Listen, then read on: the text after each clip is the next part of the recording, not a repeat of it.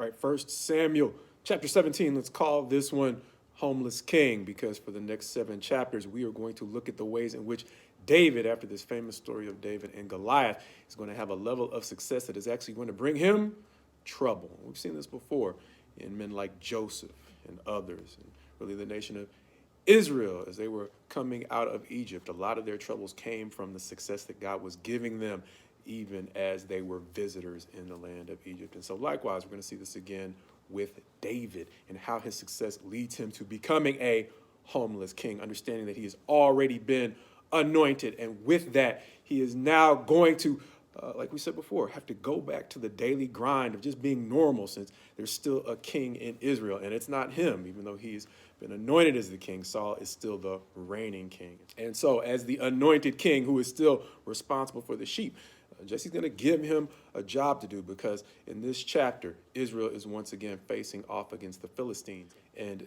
David's 3 oldest brothers are at war. And so Jesse, his father, is going to say, take this bread, this grain, and these cheeses, not only to your brothers, but to the captain of their thousands. Bring me back word of how they're doing in some token to help me understand whether my boys are okay.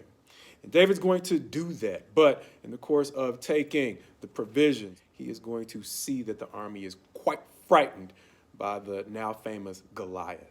So even though David sent on a relatively simple mission, there are times in life where our simple missions are going to be complicated by things that we could not have necessarily foreseen. And so that's where David is now.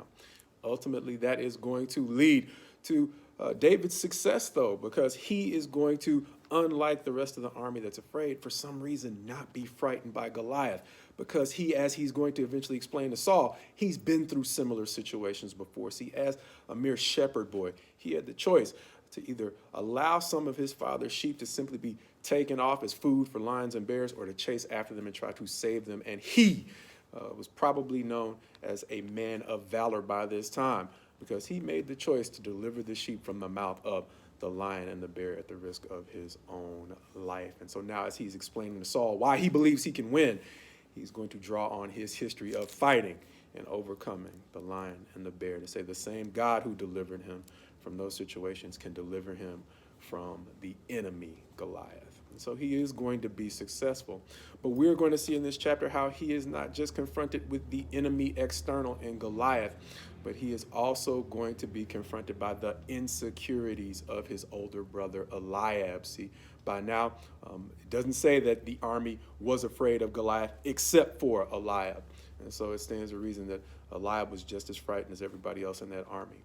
And how do you think he must have felt as the older brother, watching his younger brother ask questions seemingly without fear in the face of this giant that has everybody else quaking? It's probably causing him to confront some personal insecurities about his own fear. And also, this is the same brother that was anointed king over him, the oldest brother. And he is actually in Saul's service by this time. So even as the older brother, Eliab, is just a foot soldier in Saul's army, his younger brother has been distinguished as being in Saul's personal service in his presence. And so Eliab's struggle with his own personal insecurities are going to present problems for David, because he is going to project his insecurities on his little brother.